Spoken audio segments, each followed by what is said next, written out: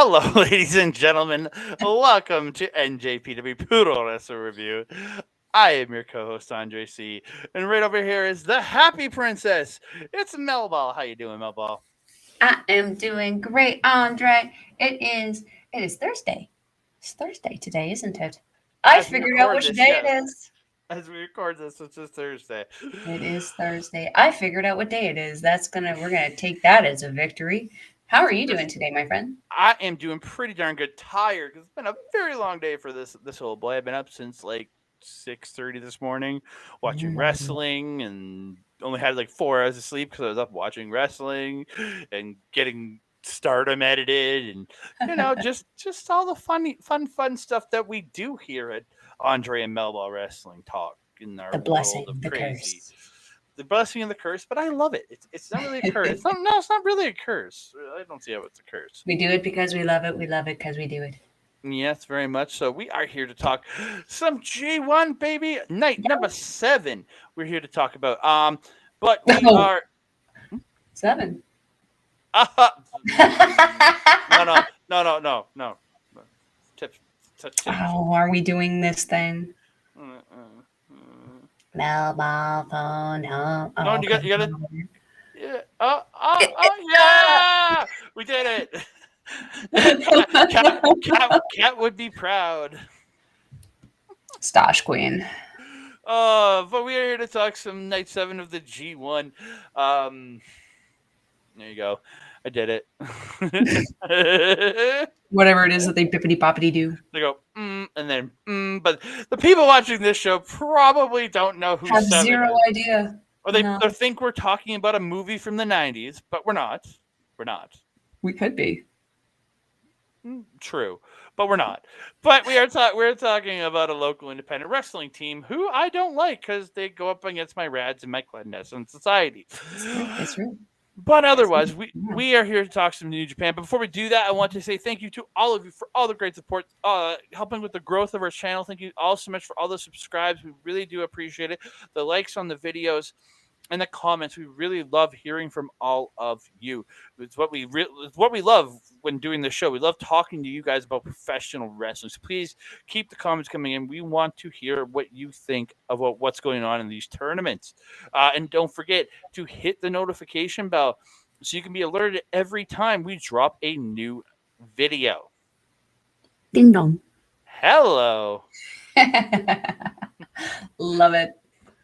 But we are going to get in it. It's the G1 Climax 33, night number 7. I'm very happy I found this because it's just festive and nice and It's fun. more than just a logo on black. I'm like, yeah, let's do this. Yeah. It's the It's tropical slightly warmer than G1. here. It's the tropical G1, I guess. Hey. And it got misty in this match. It's Mm. Will Ospreay versus the Great Okan. It's an Empire versus Empire match. No. Battle of the Empire here. And Osprey on this entrance, the greatest shot where it shows shooting Osprey from behind as he climbed up on the apron, and you see Khan just like this, like staring at Osprey, and Osprey just standing on the apron, just staring down Khan. Just a great shot of these two like teammates, but right you can see in that moment they're not teammates tonight. They're gonna beat the shit, and they're not teammates till the end of this match. Mm-hmm. And Mm-hmm. goddamn, were they not teammates till the end of this match? Ooh. They show Satoshi Kojima on commentary, and the Kevin Kelly with the line of the night saying, hey, "It's CM Punk's best friend." CM Punk's best friend. CM Punk's is nuts best friend. Well, Young. again, he's gonna be positive about Punk because when he's in the states, he calls them on Collision, so he works for works for AEW. So yeah, we get into the match. Khan getting the power advantage early. Khan then presents his chest, and Osprey chops him and forearms him. Then Osprey presents his chest. Khan hits him on Jolene chops, and Osprey took them pretty well, I'll say. Mm-hmm, mm-hmm. Yeah. And Khan did not hold back. These guys were going balls to the wall in this one. They were hitting as hard as they could. You're absolutely right what you said earlier. They were not teammates for this match. No. They were not teammates when that bell started, and they were again when it ended. Because holy heckin' crap, So Tense enough yeah, to see. Osprey misses the splash in the corner. Khan hits him in the back, and then he goes up to do the sit on the head. It's like, dude, this is the one person you shouldn't be doing this sit on the head in the corner spot. Like, really? But Osprey slips out and then hits a head and head scissors Khan off the top. Looked really good. Uh, Mhm. Corkscrew handspring kick by Osprey sends Khan to the floor, and Osprey hits the plancha. Gets Khan back in the ring and hits a phenomenal forearm. What it is. Maybe it just Childs' move, but it's what it is. Um, Khan stops a sky twist, him going up for the sky twister, and him pulls him down, slamming his face, and slams him in again, and then just lines up with his bicycle kick, just a thick looking bicycle kick, and gets a 2 count. Look really good. Uh, Mhm. Osprey blocks him on Golian chops and gets the Kawada kick to the face, gets the big chops, but Khan stops the offcutter and gets the cheap killer. But Osprey fights out and Khan lifts him and just dumps him over the top. And he like hits hit first onto the apron, and it looked like it being killed. Yeah, not Oh, soft. Khan whipping him into the barricade and then tossing on Osprey into the chairs. Khan hits Osprey in the gut and in the back with a steel chair, and the ref is out there. What? Like, and they're even talking. Like, I guess the refs are letting it go, and they're being very lax about the rules on the outside. Sounds like a stardom wrestler or a Oh, referee. just oh Jesus Christ! So they're on the floor, so I guess weapons are legal. I didn't know that. I guess that's what Evil needs to do now. Is just start using weapons on the floor, and that's all legal. I guess. Um, We'll call it the evil shenanigan rule. Osprey gets a hook kick, misses the hidden blade, and Khan shoves the ref, and then he hits the mist. Which I was like, I don't. It's been a long time. I don't think I've ever seen Khan hit a miss. I mean, he might have in the past, but He did when he like first came out, I believe, yeah, when he like first kind of was fighting with like Tanahashi. But like, you're right. I haven't seen him do it in a hot minute. yeah. So Osprey does the backflip out of the eliminator, gets the super kick, gets the hook kick, but Khan hits a lariat and hits a moonsault. Did I write this right? He hits a moonsault to Osprey, Hmm. but Osprey kicks. Yeah, I was like, I'm trying to remember. Like, did he do this? And I'm picturing in my head, but yeah, He absolutely did. Yeah. yeah, the con spray or the consult, but to I mix con and osprey for some I'm weird reason. sorry. I miss I my word, man. I'm tired. I'm sorry. Woo. The consult and Osprey kicks at it too. Knee to the face off the eliminator by Osprey, and Osprey hits a Spanish fly, then hits the Os cutter for 2, goes up, hits this guy Twister, and he picks up the win. Again, really great match, and it was great to see two teammates just beat and treat each other like they're each other's enemy for those Mhm. the 11 minutes they were in there. Mhm. And after the match, Osprey's like cleaning out his eye with the ice bag from the mist, and then he does hug Khan after the match, and they like Mhm. make up. So they're boys again. It was a little reluctant at first from Ocon, but he came around. Oh yeah, Yeah, very, very intense match. Yeah, the moonsault that you mentioned, I wrote that down because the point that I wrote after it was Ocon once again showing us that adaptability that he has been maybe lacking a little bit in this G1 so far. Go figure, it took Will Ospreay to kind of unlock that for him. Because yeah, we haven't seen the spray in a while. We haven't seen that moonsault. I don't recall ever seeing him do a moonsault actually. So like seeing no, him pull it out here really makes me go, okay, now we got to really start to pay attention to what the Great O'Connor is going to be doing for the rest of this tournament. yeah. Again, a great 11 and a half minutes to kick off this show because it was Mhm, just. I think it was the best way to kick this show off. Like honestly, like I think I mhm. was surprised seeing these two as the first match, but when it happened, I'm like, okay, that was the way to get the crowd fired up. Oh yeah, and It boy, really did did. it work. And they stayed pretty fired up for most of the show. I really Yes. think so. So next up we have a Gabe Kid versus Shota Umino. Kid attacks in the crowd, puts on the jacket, and then whips him Mhm. with the jacket, and like he's being Umino, I guess. and he brings him to the ring pretty quick. Because usually he beats somebody up for like 5-10 minutes on the floor. Mhm. Ring fairly quick for Gabriel Kidd. Um, Arguably Shota's quickest intro. Thank you, Kid. Thank you very much. Yeah.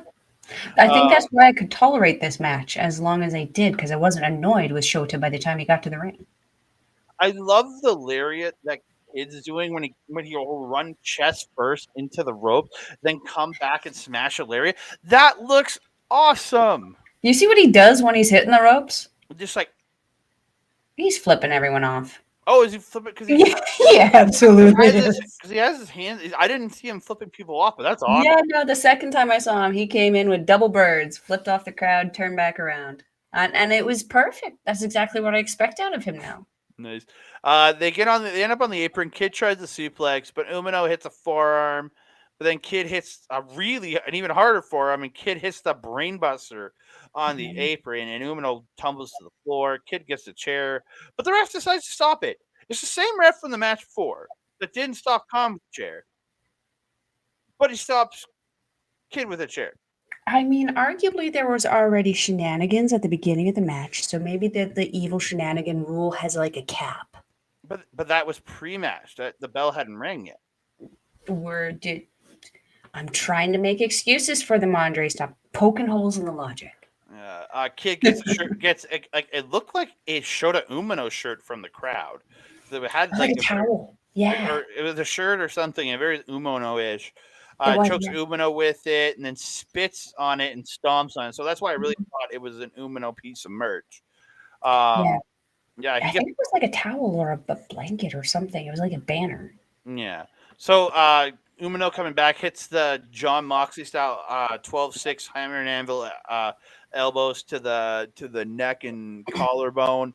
Mhm. The Kid fights back, but Umino hits a drop kick. He then heads to the top, hits the missile drop kick, and then he hits, as Chris Charlton called it, the Raiden, which is the inverted DDT for Mhm. two. Again, I that's the first time I've heard it called the Raiden, but okay. Again, I'm a we're with learning Chris things. on that. Like Chris teaches us stuff. It's a big thing. Mhm. They have a striking exchange. Umino getting the better of it on the top rope, but Kid bites Umino, and Umino falls. But then he grabs Umino in the guillotine, and then stands up while standing on the second. And like Umino's hanging, it's like a hanging guillotine. It looked Mhm. dope as fuck. Yes, yes, his little feetsies are a kickity kicking. Yeah, I thought it looked great. Mhm. Um, Kid spits on Umino. They trade strikes, and this is where Umino gets this hateful look on his face, like you just fucking spit on me. Yeah, and hits this exploder. It looked really good. European uppercut, final beat DDT, and Umino sets up Death Rider, but Kid pushes him at the ref. Umino blocks a low blow and hits a very European uppercut and the ignition for two. Kid then pushes the ref at Umino and hits a straight right punch in the backdrop suplex, but only gets two. Kid unloads strikes on Umino, but Umino hits hits a pop up and then catches him in the cradle DDT. Then hits Mhm. Death Rider. Umino gets his first. I think this is his first actual G1 win because he's had Correct. draws and losses. So Umino gets his first G1 win. Mhm. Mhm. That is correct. Um, yeah, and you got her all. We Only did. thing I want to add is it was hilarious to me that Shota didn't get to take his pants off, his intro pants, and that he wrestled this Yeah. entire match in his oversized fluffy pants. But I also equally liked that they got partially like ripped open on one of the thighs, and it just looked like he was running in hammer pants. Tremendous. Absolutely love that. Very well Oh, deserved win. He Shota worked hard for this one. Something I thought was a little weird though is I felt that Shota's comeback to pick up the win at this was like one of the slowest yet steadiest comebacks I think I've seen. mhm. Like you, usually people kind of explode back, and he was just kind of like, "I'm gonna get you. I'm gonna get you, sucker." And like he got it. It was just like it could have been a little bit more umphy for me. Yeah. But yeah. I think there's little things with Umino, especially out of the three young lions, that I look at as there's still work he's done. Like kid Mhm. is very well rounded for he's technically just a recent young lion graduate too. 100%. Insanely well rounded. Mhm. Coglan, insanely well rounded. Like it does help for kid, especially who had a career Mhm. in professional wrestling before going to the dojo. 100%, So it's 100%. an experience before really informs what he's learned. So you can Mhm. see that Mhm. he's a veteran already, even though he's still Mhm. technically like a young guy in the company. So yeah, it's there is work. Like Narita, I think there's still a couple things, but I think Umino out of the three with Suji, Narita, and Umino has the most work to do personally. Yes. Yeah, 100%, I agree. yeah. He But needs to find out who he is. I still love him. Don't get me wrong. Yeah, oh yeah. So this match happened. It Uh, was a thing. it was a thing. So Kenta playing the Defy guitar with Taichi as Taichi's singing, I loved it. and then they do a pose National off. treasures. Yeah, they're doing poses off with the belts, getting the crowd reactions. Taichi Mhm. gets on the rope doing the peck pop while he's posing with the belt. And Kanemaru is the judge, so even if Taichi did shit, we know who's winning, and Kanemaru picks Taichi as the winner. So Kenta tosses Kanemaru to the floor, hits Taichi with the belt, and the ref hits the bell, and then he counts a 2 count for Kenta. And then Tai- Kenta goes for the GTS, but gets blocked and and Taichi has a dangerous backdrop. Kenta's like begging off Taichi, and he grabs it to pull him into the corner by the pants, and he ripped the pants off. Pantsed him. Absolutely pantsed him. And do you hear Chris Charlton on freaking commentary at that point? Oh my god, he was incensed. Mm-hmm. So angry. You don't rip another man's pants off, and like or something to that. I don't know if that's like what he said. But he said something like you don't rip another man's pants off. I think this is the how dare you started back and forth between these two. Yeah. Kenta, but that's one of Kenta's signatures where he grabs the tights and pulls the guy face first into the rope or into the corner. So to have it negated by pulling the pants off was absolutely genius. It was. It was Uh, perfect timing. Kenta grabs the ref and they end up taking out the ref. Taichi clutch isn't counted because the ref is down. Kenta misses the defy belt shot. I mean, I'm going to call it the defy belt shot because I like that. Uh, Mhm. and Taichi kicks him, goes for the buzzsaw kick, but he ends up kicking the Defy title. Like, ow. And that's a big piece of fucking hardware too, Metal, yeah. and metal hardware. Mhm. And then Taichi's like in such pain that Kenta rolls him up, gets the win in 2 minutes and 11 seconds. So that brings forward the question. Does the Defy champion Kenta now get an opportunity to challenge Tai Chi for the KOPW championship? Because is this his second match? Who did he face before? No, this will be his third. Who did he face before? This is his 4th match. Okada, wasn't he? Okada was one of them. Oh, Taichi has faced Okada already, yeah. Yeah. Would Okada technically also get a? Because Taichi beat Osprey, Mhm. lost to Okada, he beat somebody else, and then he lost to Kenta. Hmm. We beat. Maybe it was Yoshihashi. He beat Yoshihashi. Yeah. Yeah, he did. But yeah. Mhm. But that being said, does that mean that Okada and I mean Okada would never. But like, does Just that mean remember, Okada helped create the KOPW, so he might. yeah, but I Especially now think that we both know that Okada wouldn't be able to do anything with that title. He wouldn't be able to elevate it, but he wouldn't devalue it either. It would just kind of coast. I feel like just like Okada could never be a titles. coasting champion. Just like never 6-man titles. Yeah, where'd they go? Yeah, they're just coasting with Okada and his boys. Right. Yeah. So like I don't think Okada would go after the KOPW title. I feel that Kenta could. And I Yeah. feel like Kenta would have a freaking field day with it. Yeah, he could become the Defy OPW champion. There you go. Why not? He would have fun with that. Oh, Kenta would be amazing. And the thing is, Kenta, being that his home is in the United States. Imagine him bringing that KOPW over here and defending it on like indie shows, and like maybe at an AEW show or at a New Japan Strong or some or GCW or Impact, ROH. yeah, ROH, GCW, and MLW. Imagine just Hey, little things you could do if you just send Kenta and give Kenta that belt and like just have him do weird little matches for the rest of the year with people in the States. just saying.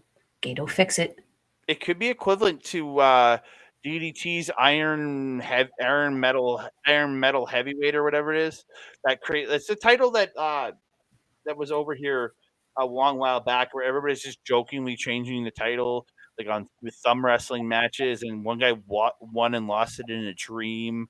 It's just it was a comedy. It's a DDT comedy title is what it is. Uh, well, let's not make Kenta any more of a joke that NJPW has kind of made him into in the last couple years. Or embrace the joke and make him the best joke out there.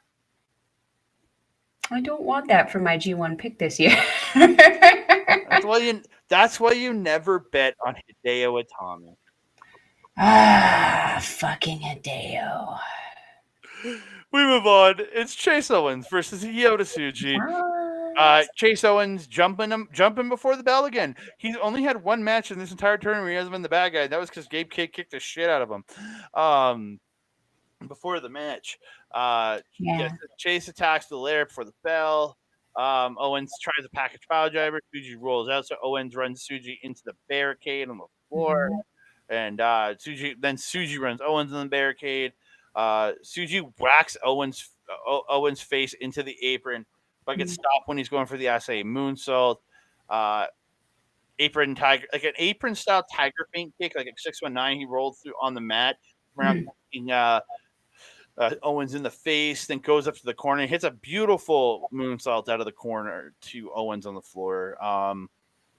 It's a great back and forth with these guys in the ring. I really did like that Owens had the ability to get good, strong offense because of his, again, the veteran ability.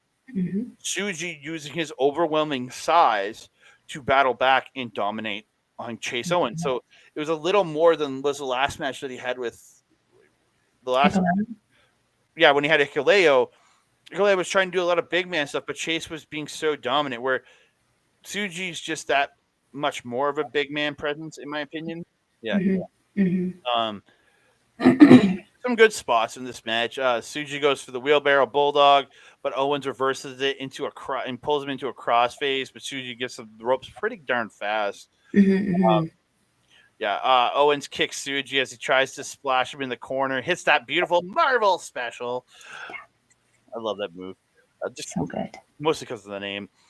Owens stops a suplex, hits a great Death Valley driver for 2. So the ending sequence, I'm going to go through it all. Owens misses the C trigger, and Tsuji gets the T trigger. But then Owens hits a C trigger when Tsuji goes for the spear, hits Jewel Ice for 2, and then he hits another C trigger. But Tsuji stops the package pile driver, and Tsuji gets the Blue Thunder Bomb and another T trigger.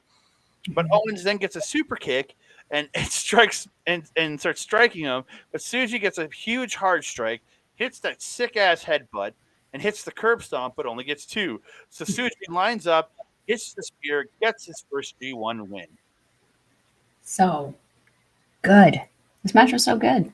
Very technical from Chase Owens. This is what I kind of come to expect from him, especially in the situations where, like you mentioned, going up against the big guys.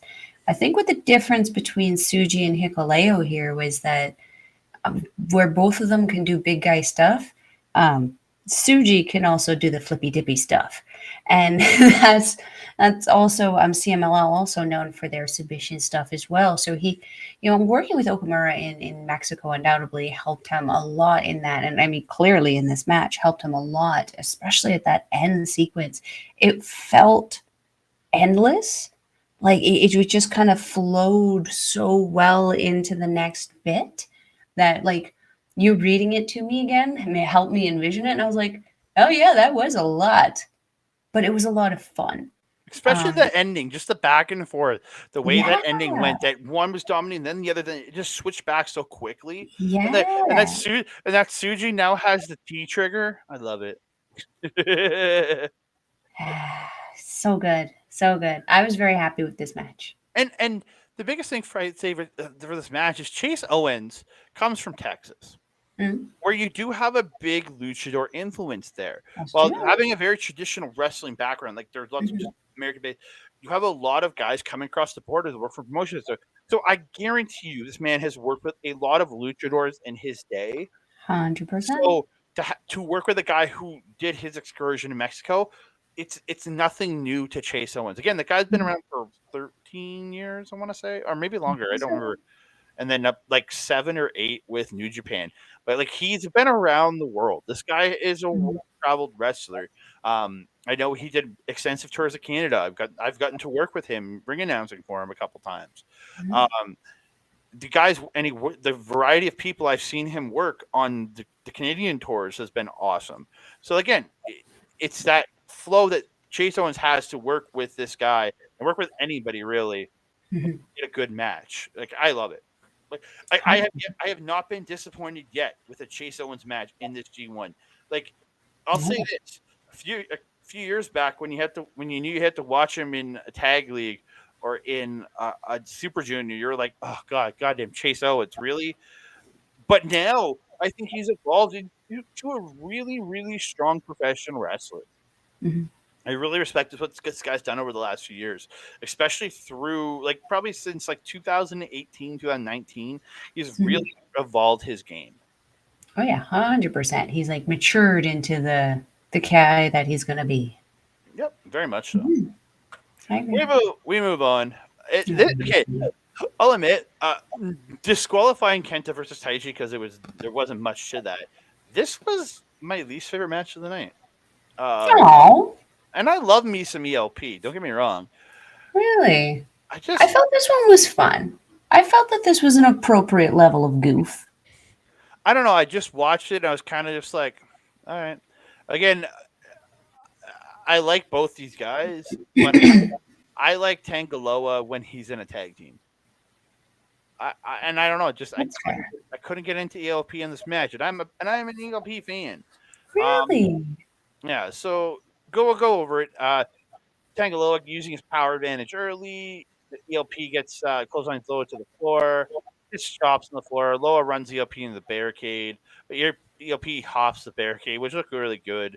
Tries to go for the DDT off the barricade, but Loa tosses him back over the barricade. But then ELP hits the super kick twice, and then dives off like this elevated area, which is a good 8 feet from the barricade.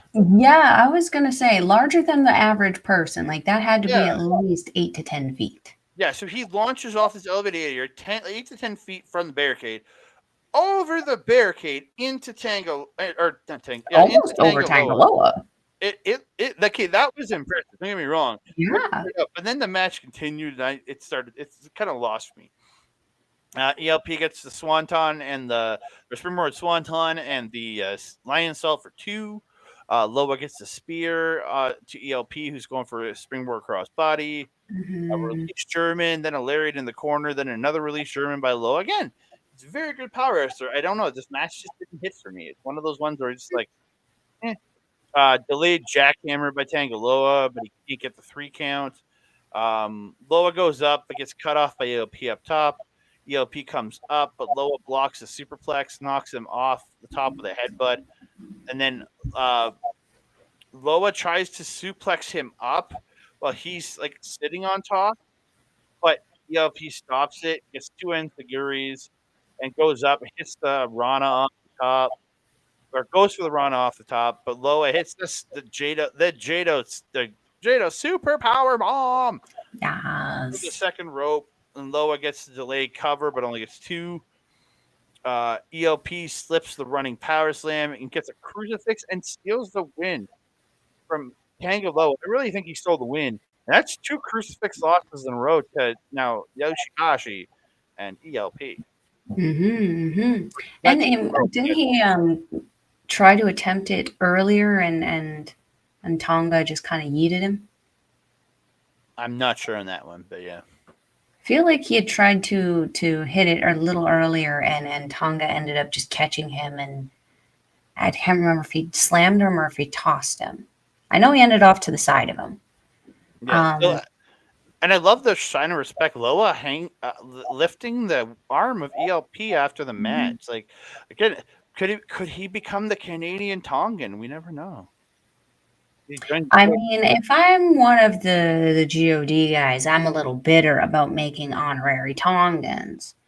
But there's obviously a positive history there. Neither one of them seem to be bitter about the Bullet Club's shenanigan banigans that happened there, which is good.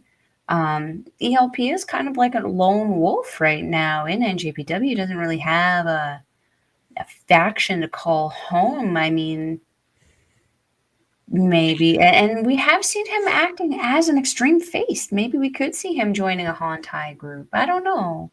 Maybe he could be the POD, the Phantasmo of Destiny. What I found funny but with the comedy part here was ELP demanding Tonga Tanga to take Mr. Tang to take off his shirt at the beginning. I found that very amusing. Um, did you hear Kevin on commentary at that point? No, I Starts didn't write it talking down. to Oscar, Mr. Oscar, complaining. They were talking about the topless thing, wrestling topless. ELP prefers people to wrestle topless, and Oscar says, "No, I don't like going topless, sir. You are already topless."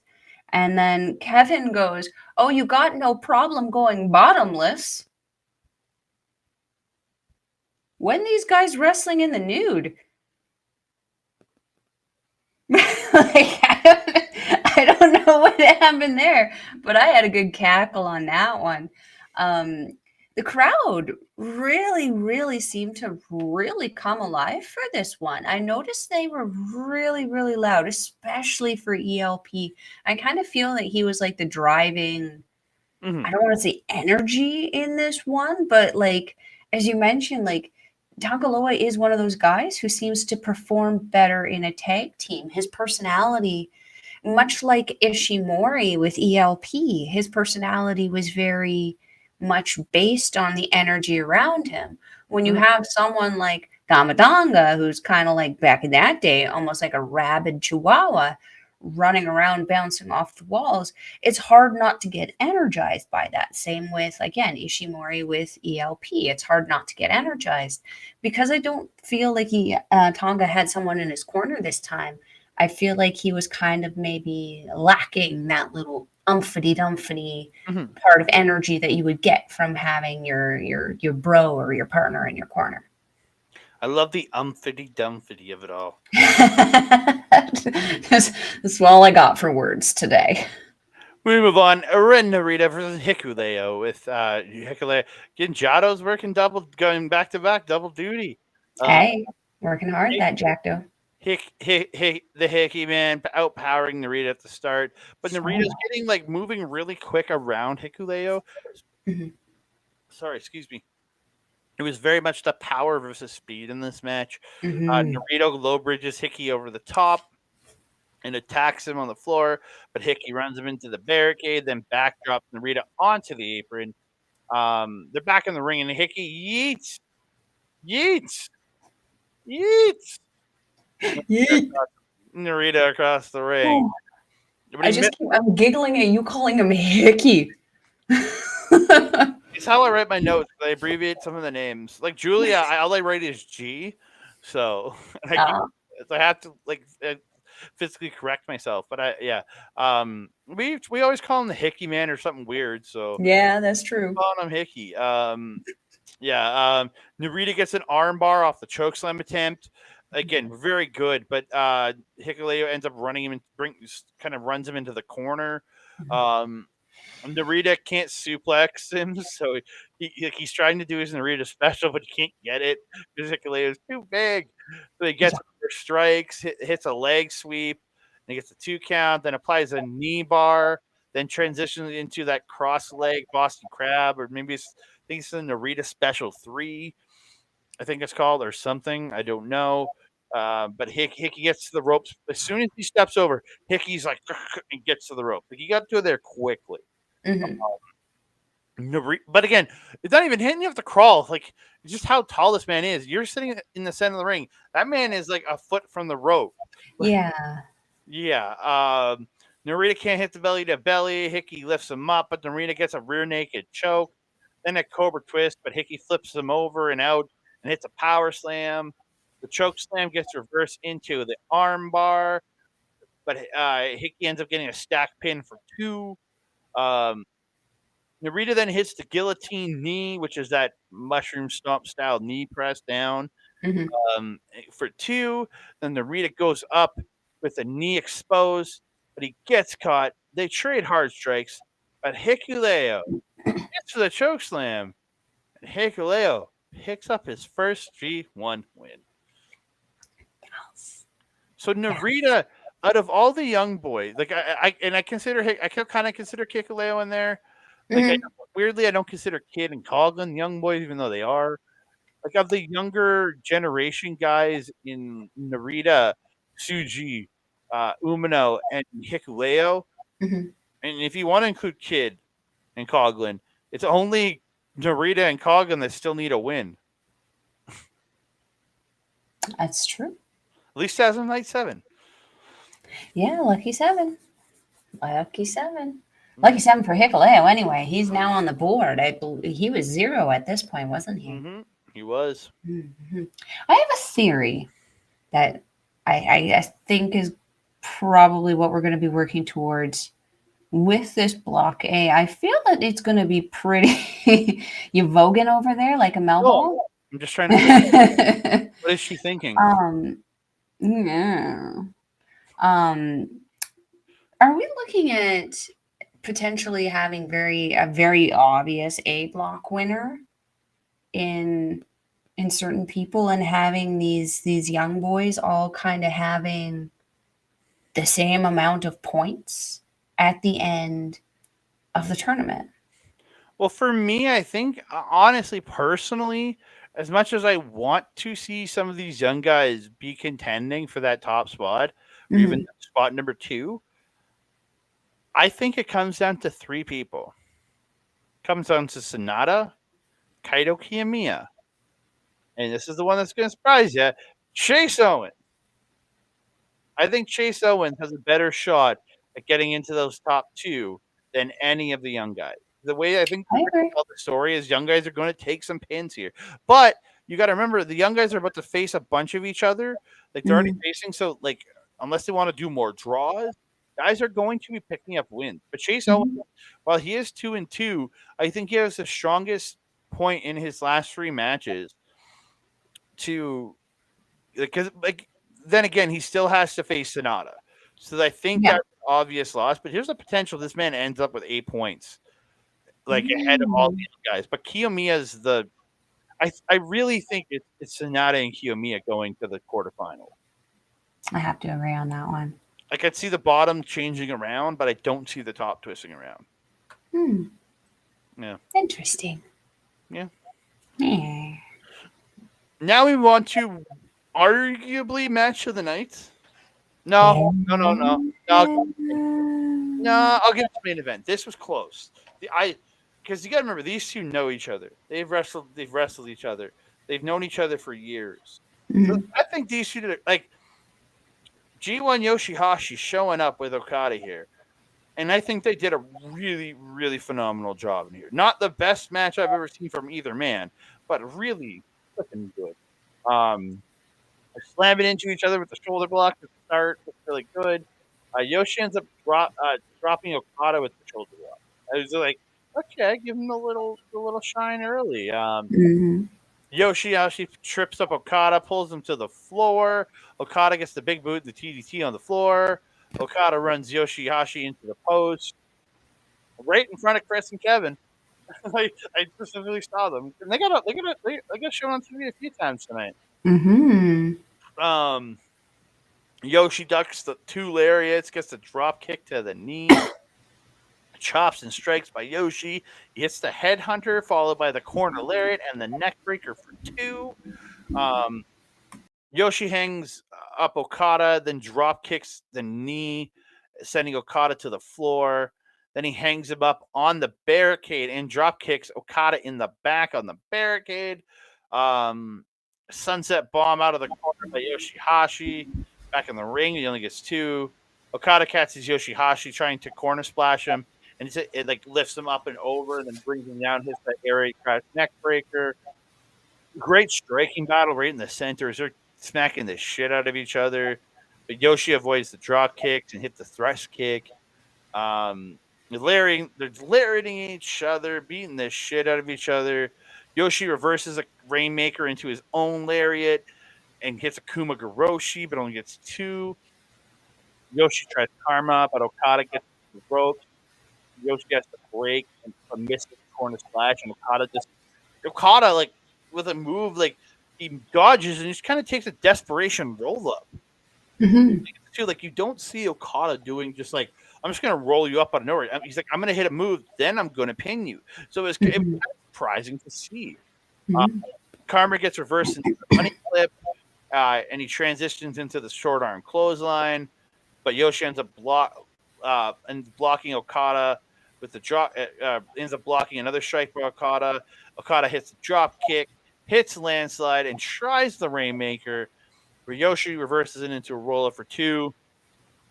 Yoshi gets the super kick, tries the crucifix bomb, but it gets turned into Emerald Explosion, and Okada hits lift up Rainmaker, and Okada stays undefeated in the B block.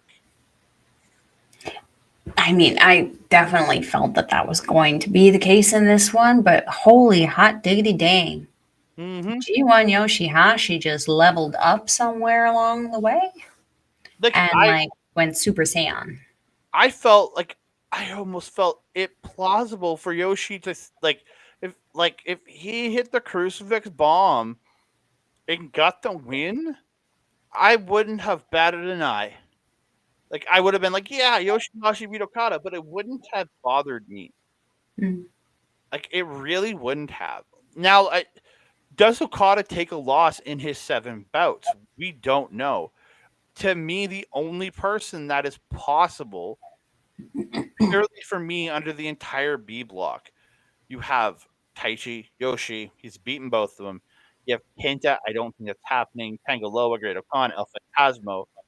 It's Will Ospreay. I think is the only person I truly think can handle law out of all those people. Much as we love Kenta, Will Ospreay is the one that's going to create the 6-1 if anybody is going to do it. I'm not going to disagree with you on that one. And that I would mean, how can you? It's Osprey. and if Ospreay goes on a winning streak till the end and he beats Okada, that means Ospreay would take the first place over Okada if he gets the win on Okada. Oh dang. Mm-hmm. Oh So dang. That there's would just turn everything upside down. there's a story you could tell with Okada getting beat by Ospreay and having this anger inside of him that he still has to deal with Kaito. Probably might have to deal with Kaito Kiyomiya in the quarters or in the semis. Mhm, There's and then mhm. having to go into second place would like put the Okada we're seeing in a. I have just lost my tag team partner, ladies and gentlemen. Hmm. Yeah. So yeah, we go in. There, she's back. Yeah, Flying fruitcake. Melball dropping in and out of this show. So I vamped and did a terrible job at vamping. You know me, I'm not good at surprises. Um, but yeah, you never know what could happen in this tournament, especially this B block. I think A and B block are kind of, they're kind of, I think, set of who's the possibility of who comes out of it. But again, you never know. You really don't. Yeah. There's always a Cinderella story in these ones. We got to figure out who it is because goodness, it can't be Goodness. Okada again. I'm okay with Okada going to the semis, even the finals, but I don't want a third year in a row. I really I don't. agree. I'm concerned that we might get it just because he is the golden boy of NJPW. They might want to give him that little crown that says, "Here you go, Mr. Triple Holder." I don't know. Numbers are also weird over there, so I don't know. Yeah. Again, we'll see. We'll see when it all comes down to it. Again, I could really see Will Ospreay taking the win over Okada and having just Okada have this anger going into the quarters, being he's coming in second place. I could really Mhm, see it. mhm. But we move on to the main event of the evening. It's Sonata Wowza. versus Kaito Kiyomiya. It's handsome versus handsome. It's the tribute to Muto match. It really Yes, is. yes. It is the tribute to Muto match. It's his two disciples, man. The disciples of Muto, man. Just a very good standard wrestling start here for the first few minutes. They're Mhm. just each trying to get dominant positions. Kevin Kelly telling Oscar Loibe to move his foot because the cable pullers are getting nervous. It was just funny to listen to him yell at Oscar Loibe over the commentary. Constantly, too. Oh, Every match, it was something. uh, it feels When like it's. this when this guy moves up, what are they gonna do with him? They're just gonna yell at him from commentary. I really hope they find another Oscar for Kevin to yell at. I really just want a young boy for Kevin to yell at in every generation. Yes. Give it to us. Every single one. Love Oh, it. it would be great. Sonata getting a leg lock, but then Kaido reverses and gets into a hammer lock, and then they put into a really cool sequence. Sonata goes for the drop kick, but Kaito holds him on the rope. So Sonata backflips and like lands almost Superman's like ricochet style. Yeah. And Kaito Kiyomiya comes for the Shining Wizard, but Sonata ends up avoiding, like ducking and avoiding it. And Mhm. he goes for his own Shining Wizard, but Kaito gets the arms up to block the knee. Mhm. Absolutely tremendous sequence. I Mhm. thought those two did so well with that. They did, yes. Yeah. Kaido hitting that springboard forearm, sending Sonata to the floor. And this is where he hits the Tope Con Hilo over the corner into the, or not right over the corner, but over to the side. Like he goes angular over the ropes Mhm. onto Sonata on the floor. Mhm. And then, Very Tetonish. yeah, he brings, or Micah ish. Or Azumi, Right? sorry, Azumi ish. Sorry, I was gonna Azumi ish. say, yeah, that's more of a high speed thing. Yeah, my brain's not working right. Your brain's not braining right now. No, it's mushing. It's just It's mush. fuzzy? It's just mush at this point. Okay. He brings him back into the ring, and Kaido hits his beautiful deadlift bridging German for two. And Mhm. then this is where Kevin and Chris get into a talk of comparing Kaito to Okada. And they're saying, while Okada has this great ability, he would never do the high risk things that Kaito Kiyomiya does. That is where they're saying that is where Kiyomiya has a big advantage over Okada Mhm. because he will take the big shot. He will do the hop over the rope. He will do that. Where Okada, you will never see him do a tope con hilo. Are you crazy? The biggest thing he'll do is a baseball slide. I was gonna say the biggest thing that Sonata does is his like little, what is it? The flip off the corner. Why am I Yeah, but yeah, and it just I love that comparison though. Mhm. Yeah. You end up back on the floor. Sonata gets the magic screw using the apron to the floor, and this right after the magic screw is where it says 10 minutes have passed, and I was like, "Holy shit! It's already been 10 minutes." It's been flowing so well. It was Mhm. great. Backdrop driver by Sonata back in the ring, and he gets a 2 count. Um, Sonata hits a moonsault into the skull end, but he lays back into it. Kaito rolls and flips out, and then hits a drop kick to the knee. Then he starts continuing drop kicking the knee. Goes up to the top rope and hits a top rope drop kick to the knee of Sonata. Then he hits the dragon screw and then applies the figure four. Kaito gets a pinfall in the figure four. Sonata rolls him over, but Kaito immediately rolls him back. And then the 15 minutes has elapsed. It goes. Sonata finally gets the ropes. Kaito had him in the hold for about 2.5 minutes. I was watching the clock because he's done it a couple times, had these really long holds, and he let it go for Mhm. Umino. So I was kind of watching on this one, and it was just wild. Just it was two guys kind of just chilling on the mat.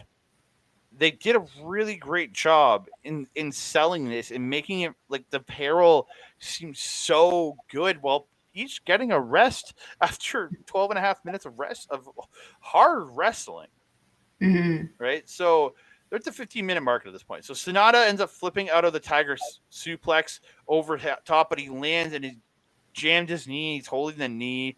Kaito misses the spinning forearm. Sonata hits the Masawa style Tiger driver. He kips up, but his knee's all wobbly, and you can see him like grabbing at his knee. But he gets Kaito up, hits the TKO for 2, and 3 minutes left is announced. Again, I'm just like, God damn, this is so. I'm like, are they going to a draw here? Because I'm like, I'm so into this right now. Mhm. The skull end spin by Sonata, but he misses the moonsault and he lands on his feet and he jams the knee again. And Kaido flying in with that shining wizard, but he ends up collapsing to the mat. It doesn't get the cover. You're like, ah. And then rolling elbow by Kaido Kiyomiya, drop kick by Sonata. Kaido hits the Jumbo Saruta knee and hits the bridging Tiger suplex, but only gets 2. Then he gets a move. I think he's done it before, where he grabs him in the Tiger suplex, lifts him up, but then twists him and drives him down like Tiger driver style. So I called it the Tiger suplex driver by Kaito Kiyomiya, but he only gets 2. Again, it was an absolutely phenomenal move, like lifting him in Tiger suplex and twisting him into a driver. I remember that because I was waiting for commentary to say what the name of it was, and there was just silence. Because I don't think they know what to call that. It was just They were uh, probably like doing the look at each other, like, you know what that is? I don't know what that is. You don't know what that is. so after the driver, the 1 minute is called, and you can hear the crowd just in this frantic like cheering for both Mhm. guys. Kaito, this says Kaito setting up the Shining Wizard, and Sonata gets the pop up into the TKO, Mhm. and he hits the Shining Wiz. He goes for the Shining Wizard, but Kaito rolls him up, or no, he hits the Shining Wizard, and then Kaito he goes for Deadfall, and Kaito rolls him up on Deadfall, but only gets 2. Then Kaido reverses. Hokkaido. You were gonna Ok- say Hokkaido. Well, he reverses the O'Connor roll. I was getting ready for the word that was coming next. Kaido reverses the O'Connor roll into his own O'Connor roll. He gets 2. They're trading holds, going back and forth, and Kaido gets a roll up for 2. And then Sonata hits this Shining Wizard out of nowhere. Gets the win. 1, 2, 3. And ref threes, and then the bell goes, and nobody, and like Sonata's like, "Did I win?" Because it was So they've been close. calling like 30 seconds, 20 seconds, 15, 10, and then the ref raised his hand, and then Chris Charlton on English commentary is going, "That ended at 19 minutes and 58 seconds." So Whew. Sonata now has the record for both the longest 30-minute with Okada in the G1 and the longest 20-minute in the G1 with Kaito. Hey. That was yeah, I'm sorry, I shouldn't even have said it for Okada. That match was really good, but this it's the last 5 minutes that Oh. really make the or last 4 minutes in 58 seconds that make this match arguably I'm going to put it on my list of match of the year candidates. It was really good. I Mhm. thought these two and the build, the first 15 minutes of build, it wasn't like a slow Okada build. It was a strong build, especially in those Mhm. first 10 minutes. Those next 5, it was a strong build, and I thought they killed it. Mhm. I really did. I agree. I thought that Yeah. they did kill it. Yeah, you're absolutely right. This was almost like what I would want out of a championship match with Okada that I had been missing before Suji got a hold of him. You said Um, Okada. Ha! You said Okada. yeah, didn't I? Look what you Son- did. I blame you. Sonata. It's your fault. Sonata. Sonata.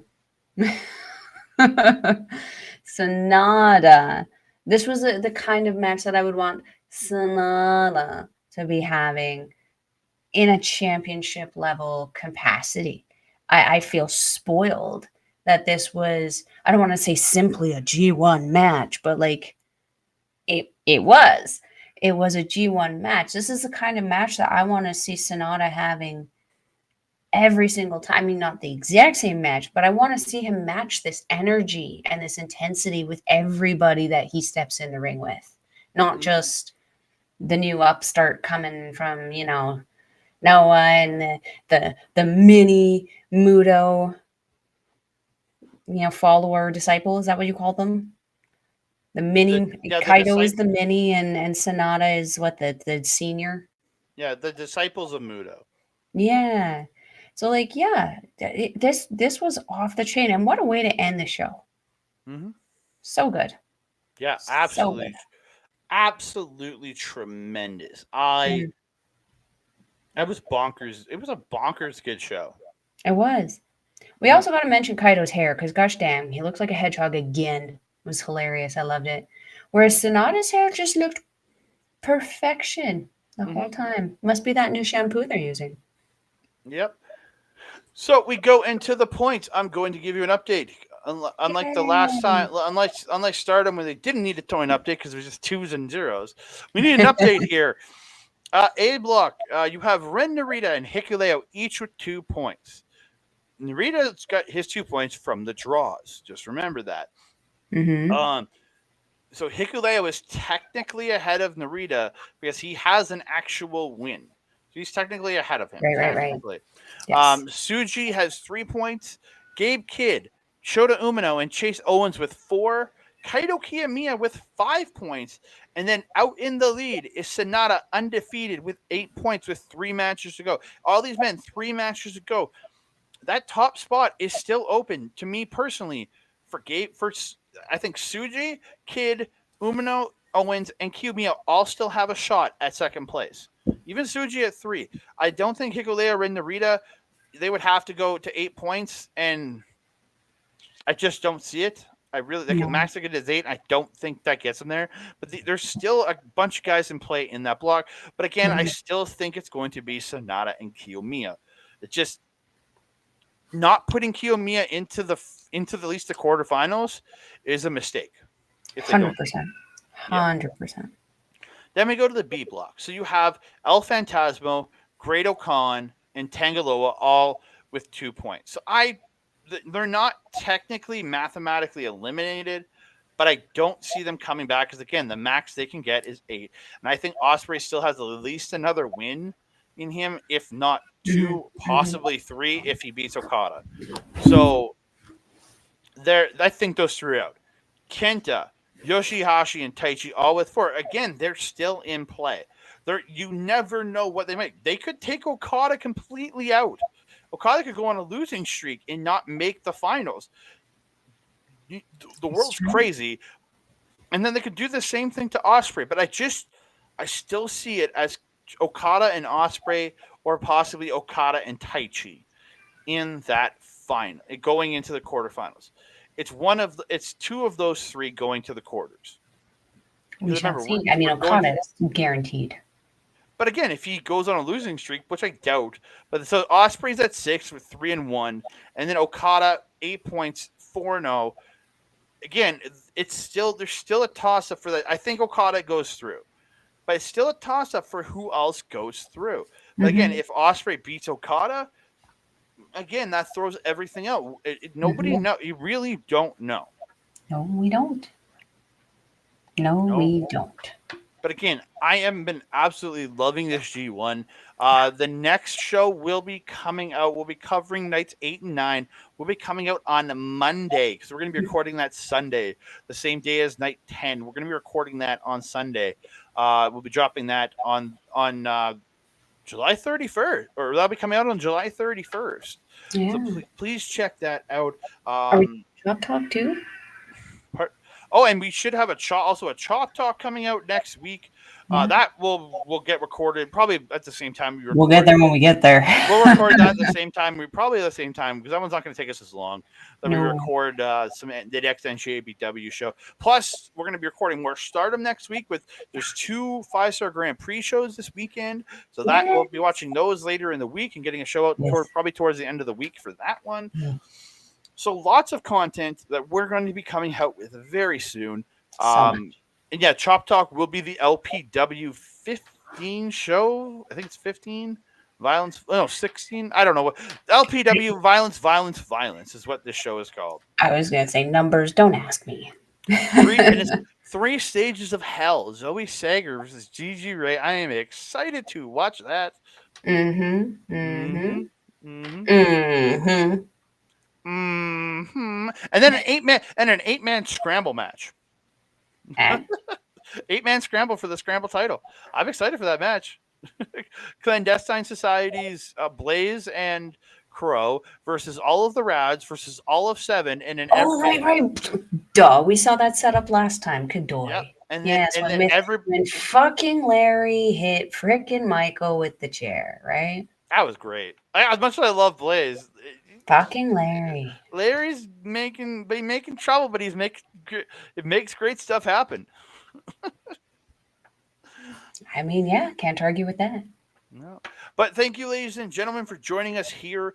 If you could please like the video, subscribe to the channel, please comment down below because we want to hear from you, and hit that notification bell so you can be alerted every time we drop a new video, whether it's NJPW, Stardom, or Chop Talk, or something special.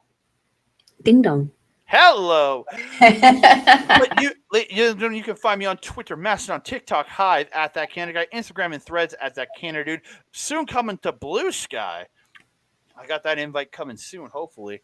You can find me on Facebook at Andre and Melba Wrestling Talk on Facebook. You can find me in the comment sections down below. You can also find us, both me and Mel. I should really change the text for this. Over on Backbreaker Video, where you might be watching us now. If not, go over, check it out. Great wrestling content coming out on Backbreaker Video. Lots of us, Astrid, other people. A lot of great content coming there. Mike doing his live content over on twitch.tv/Mike the Ref every Wednesday. The Dynamite watch along, and just plenty of live gaming content that he is doing. I know he had Kayla J on today.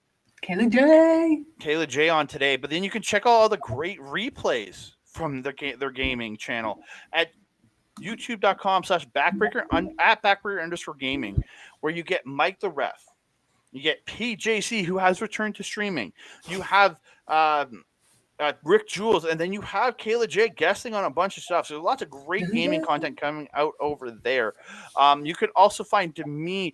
Please check out. We just released a review of the finale of Secret Invasion, featuring me, my Marvel tag team partner Ed, Mel's Ladies Wrestling Showcase partner Astrid Pizarro. And also my boy from SNM Radio, the wonderful Boris Roberto Aguilar, joining us here, also from the It's Canon podcast, which has become one of my shows I never miss anymore. All that great content coming out.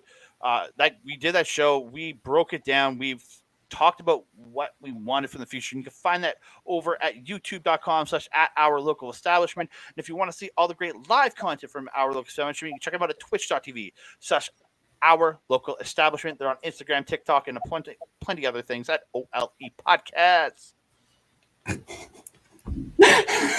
Melball, where can they find you? If you're wanting to follow Melba, you can find her on Twitter at Collins Melba. You can find her on Instagram, TikTok, Mastodon, Blue Sky, and Facebook at Melba Collins. That's the fastest I've got that out. You can also find me on Our Local Establishment on Paramindful every 2 weeks on Monday with Alex the Werewolf and the Gold Standard. Gold Standard. Blah, blah, blah. The gold. It's the alien jargon for Gold Standard. Carl Carafel. See what I did there? Aliens are real. Aliens are real. Apparently, birds are too. No, birds aren't real. Right, right. Sorry, birds aren't real. Aliens are. I'm debating. There might be a new sign hanging here for Chop Talk. I don't know yet. Uh-oh. Just for That Chop being Talk. said, Don't forget about Astrid. no, I won't forget about Astrid. You can also find me on Astrid Pizarro's YouTube channel on her show, Ladies Wrestling Showcase, where we talk everything amazing ladies wrestling. We've been kind of on a little hiatus because Astrid's been getting some amazing opportunities, and I would rather her take those opportunities than be stuck here with me. So she has been taking those amazing opportunities. But we will be back very soon talking about Julia, Mariah May, a bunch of stardom ladies that we need to chit chat about because they've been doing some pretty awesome stuff as of late. And if you're wanting to find NJPW and watch it, we will leave a link in the description box down below. It is njpwworld.com. It is 999 yen, or approximately $10 Canadian. But actually, it's more like, 730, 750. We do this every time. I should really check to see how much they're charging me. That being said, it is a small amount to get some amazing, amazing wrestling and access to all of the amazing wrestling that has happened in the past in NJPW. If there's matches you want to see, like Kenny Omega and Will Ospreay at Wrestle Kingdom, you guys come on down and watch it. Andre, do you have anything else to say to the beautiful people? I just want to say thank you. Please like the channel, subscribe to the channel, comment down below, and hit the notification bell. Ding dong. Hello. And that being said, I am your Bobo. Over there is Andre. We will see you next time. Adios.